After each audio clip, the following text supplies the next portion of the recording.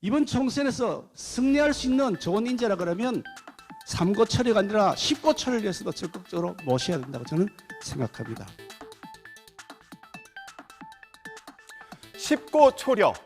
그제 국민의힘 연찬회에서 김기현 대표는 총선 승리를 위해 천하 인재를 모셔야 한다면서 이렇게 말했습니다. 인재 영입의 필요성을 강조한 건데요. 시선은 이날 연찬회에 참석한 원희룡 국토부 장관과 한동훈 법무부 장관에게 향했습니다. 원희룡 장관은 자신이 지금 할 일은 주거 안정 등 정책을 잘 해내는 거라며 출마 가능성에 선을 그었습니다. 총선에 대해서 구도를 짜고 이런 부분은 당에서 할 부분이라고 생각을 합니다. 제가 언급할 부분은 아닌 것 같고요. 또 잘못 언급하면 또 선거법도 또 고발할 테니까. 한동훈 장관도 총선 관련 질문에 자신은 늘 똑같이 얘기해왔다는 반응을 이렇게 보였는데요. 한 장관은 그동안 장관으로서 책무에 충실하겠다는 입장을 밝혀왔죠. 이전 발언을 들어보시죠. 총선 출마한다는 얘기가 좀 돌고 있던 사이. 제주에도 그런 얘기가 돕니까? 법무장관으로서 지금 제가 하고 있는 일을 더 열심히 더 선의를 가지고 할 수 있도록 그냥 하루하루 노력하겠습니다. 그 말씀드립니다. 국민의힘에서는 원희룡 장관은 당으로 복귀해서 총선에서 역할을 하고 한동훈 장관은 아닐 거라는 전망이 나왔습니다. 관련 발언 들어보시죠. 국토부 장관을 하면서 1차 강사로서 굉장히 국민적으로 많은 호감도 가지고 있어서 아마 중요한 역할을 하실 것으로 저는 기대를 합니다. 정기국회 끝나자마자 일지는 여부는 몰라도 사실은 아마 당 복귀를 저는 예상을 하고 있습니다. 한동훈 장관은 굉장히 지금 법무부 전체의 업무에 대한 집중도가 높고요. 현 단계에서는 전혀 어떤 총선과 관련된 부분에 대해서는 아마 참여할 것으로는 기대하기 참 어려운 그런 모습을 보였습니다. 당에서 총선 전략에 대한 고민이 한창인 건데 연찬회에서는 이런 주장도 나왔습니다. 수도권 위기론을 강조한 윤상현 의원이 이재명 없는 민주당에 대비해야 한다 이렇게 말한 겁니다. 이 대표가 구속될 상황을 가정한 발언인데요. 들어보시죠. 이재명 없는 민주당에 대해서 준비를 해야 된다. 그래서 혁신이 구성을 제안했어요. 혁신이요? 그래서 당 지도부를 뒷받침하기 위해서 혁신이 구성을 해서 2030 중도 수도권에 어울리는 전략과 정책과 메시지와 공약과 이런 것을 발굴해야 된다. 이런 얘기를 했어요. 김기현 대표는 이런 수도권 위기론에 대해서 건강한 논쟁이라면서 앞서 겪었던 당내 분란이 반복되지 않도록 힘쓰는 모습이었는데요. 당 일각에서는 수도권 위기론이 오히려 역효과를 불러올 수 있다는 이런 우려도 나오고 있습니다. 들어보시죠. 대표 입장에서야 어떤 논쟁이든지 건강한 논쟁이라면 다 받아들일 수 있다는 자신감이고요. 또 그것이 지금 수도권 위기론으로 번지게 되면 마치 우리가 총선에서 굉장히 패배할 것 같은 그런 패배주의에 사로잡힐 수 있기 때문에 수도권 위기론이라는 말을 공론화해서 퍼뜨린다든가 그것을 근거 기반으로 해서 모든 전략을 짜면 저는 그것은 옳은 방향은 아니라고 봅니다. 이재명 대표 거취 문제는 민주당 워크숍에서도 거론됐습니다.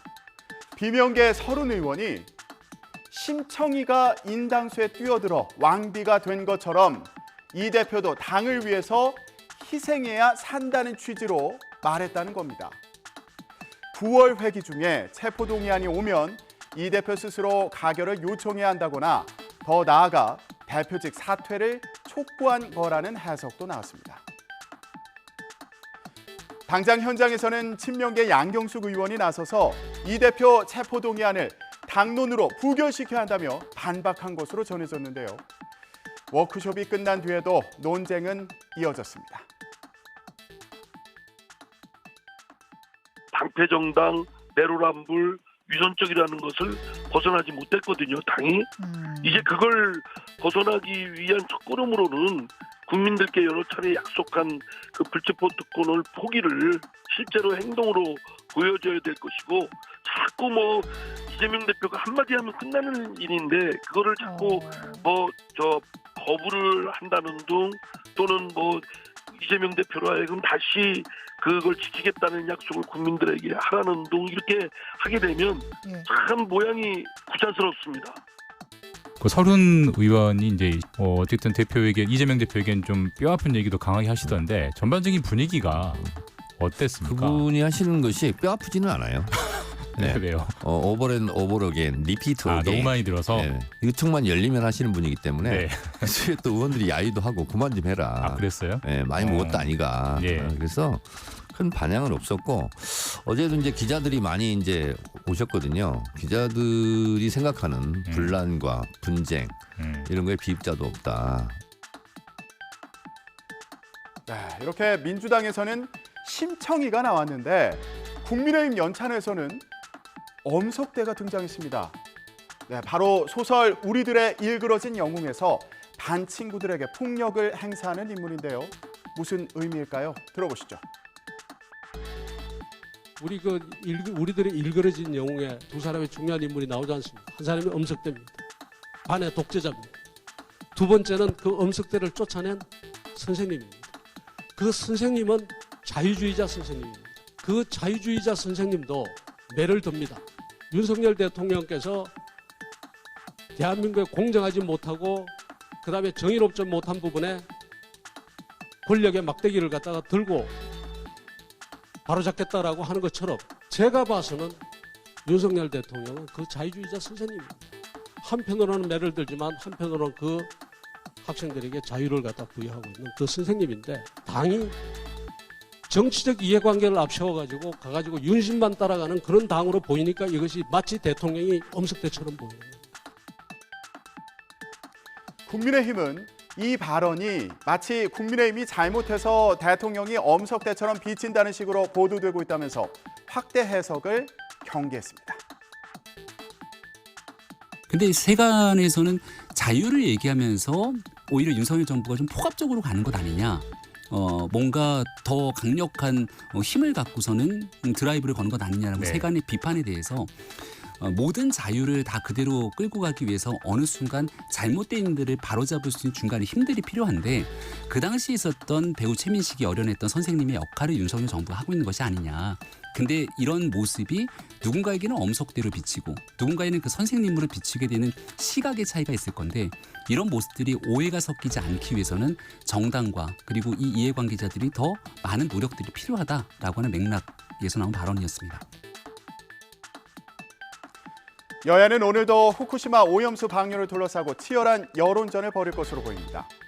국민의힘은 수협중앙회와 급식업체가 참여하는 협약식을 열고 국내산 수산물 소비 확대 방안을 논의하고요. 민주당은 이재명 대표 등 지도부가 전남 목포에서 장외 집회를 열고 방류 저지를 거듭 촉구할 계획입니다. 또 국회 운영위는 대통령 비서실과 국가안보실 업무 보고를 받는데요. 원전 오염수 방류에 대한 윤석열 대통령과 대통령실 입장을 두고 여야가 치열한 공방을 벌일 전망입니다. 지금까지 전국 브리핑이었습니다.